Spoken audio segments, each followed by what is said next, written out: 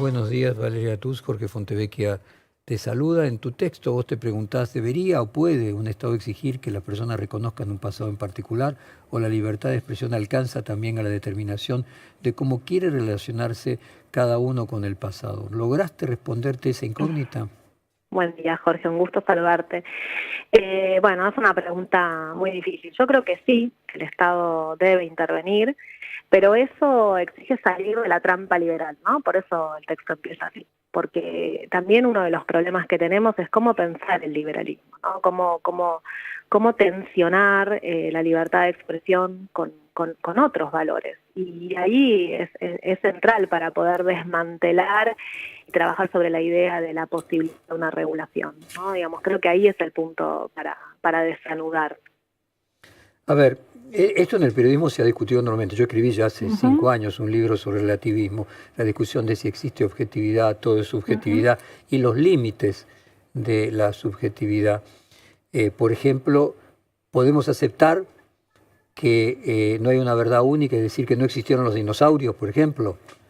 Esa discusión, por ejemplo, podemos aceptar al terraplanista, o sea, es aceptable la idea de que no existe una sola verdad. Obviamente, lo que llamamos verdad tiene un componente hermenéutico en muchos de los casos y va cambiando con las culturas, con las épocas, pero hay algunas cosas que no pueden ser discutidas como verdad, ¿no?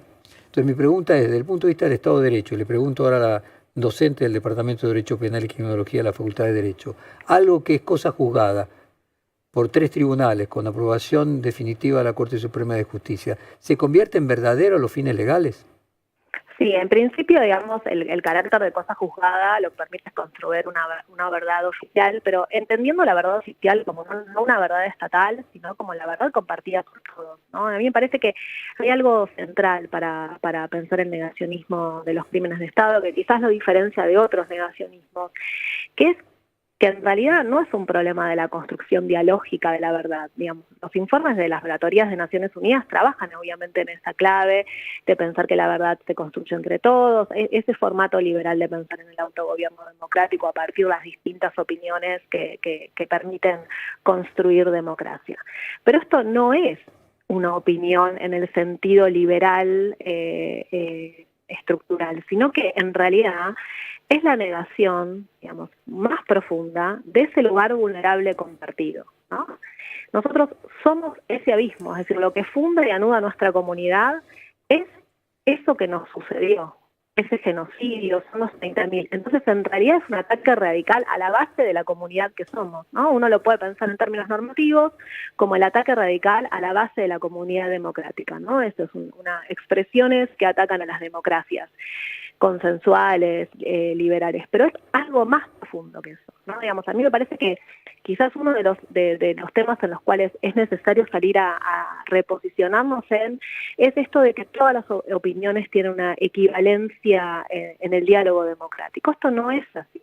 Digamos, hay expresiones que rompen ese diálogo democrático, ¿no? Digamos, implican una mentira sobre eso que somos y que nos constituye. Entonces me parece que ahí hay algo interesante para explorar, no solamente el rol que tiene la justicia en la construcción de la verdad oficial, que sin lugar a dudas tiene un peso enorme, pero también el modo de pensar nuestras responsabilidades internacionales. Hay un informe de la Relatoría de Memoria, Verdad y Justicia de Naciones Unidas que trabaja en esa clave, ¿no? Y dice que las tesis negacionistas y revisionistas, los estados, los poderes públicos del Estado tienen que abstenerse de reeditarlas porque esto ofende a la comunidad internacional, revictimiza a las víctimas e incumple los tratados internacionales, que es un poco lo que vos estás planteando. Es decir, Argentina fue hacia un lugar de juzgamiento de estos crímenes y entonces estas tesis negacionistas o revisionistas implican un desmantelamiento de esas políticas de justicia también.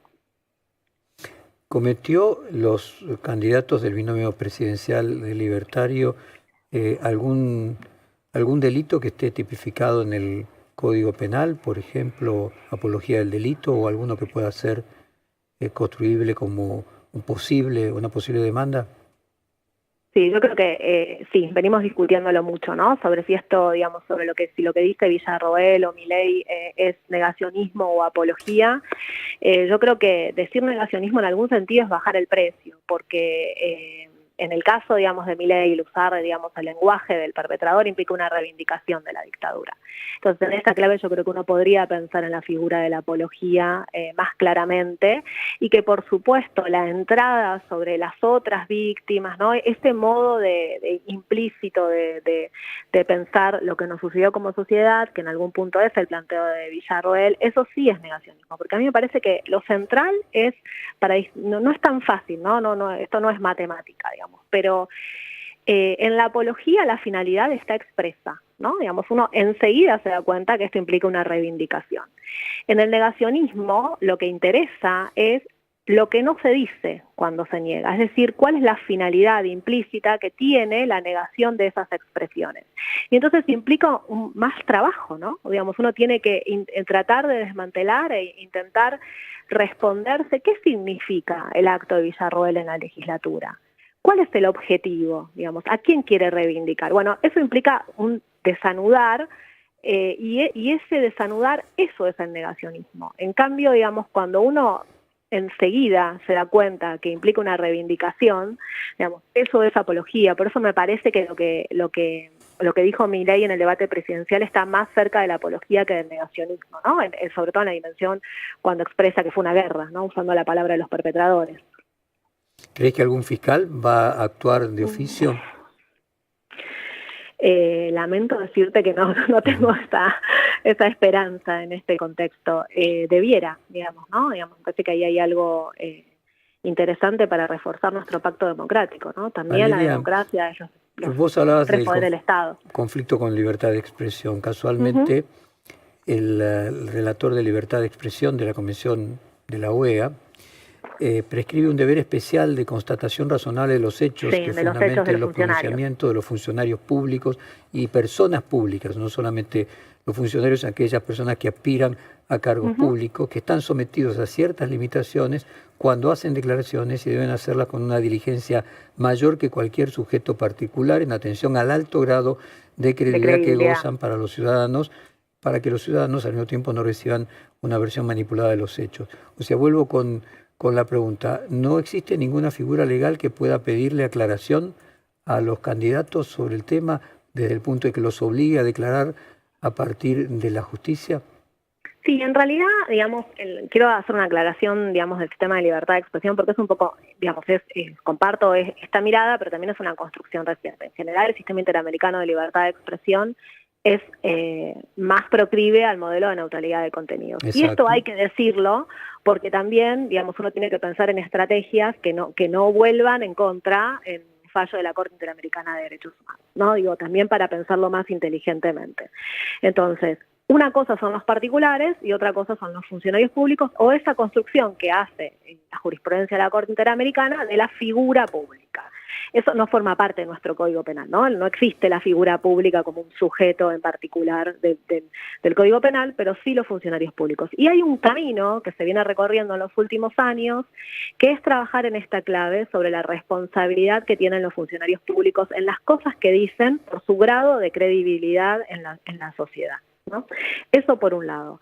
Y por otro lado, otro camino, que es una convención que Argentina todavía no ratificó, pero que está vigente, que es una convención contra la intolerancia y el racismo, que específicamente menciona como límite a la libertad de expresión las tesis negacionistas. Entonces, evidentemente hay un camino que el sistema interamericano se viene planteando en los últimos años, que es importante para trabajar con las expresiones negacionistas o apologéticas de Milei. Pero también es cierto que el sistema interamericano no es como el sistema europeo, ¿no?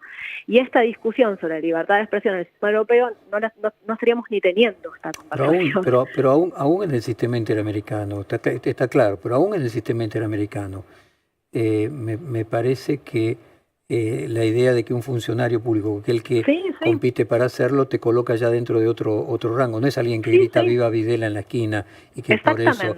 Ahora, vuelvo... Y de hecho, por eso el informe de Naciones Unidas, ¿no? Claro. Que dice que los poderes públicos tienen que abstenerse. Esa es la explicación. Vuelvo a preguntarte, como directora general de Derechos Humanos de la UBA, ¿no puedes hacerle un pedido a la Asociación de Fiscales para que de oficio actúen en lo que vos considerás, con tu cargo nuevamente, directora general de Derechos Humanos de la UBA, y de la carrera de Derecho Penal y Criminología, que la Asociación de Fiscales haga una presentación, o llame a algún fiscal a hacer una presentación de oficio que cite a declarar a los candidatos de La Libertad Avanza respecto de si están haciendo o no apología, para que, obviamente van a decir que no, que hubo crímenes, pero es muy importante que se aclare. Sí, sí, para rectificar. Exactamente, Digamos, para que tenga la se posibilidad de rectifiquen y tengan rectificar. la posibilidad de rectificarse.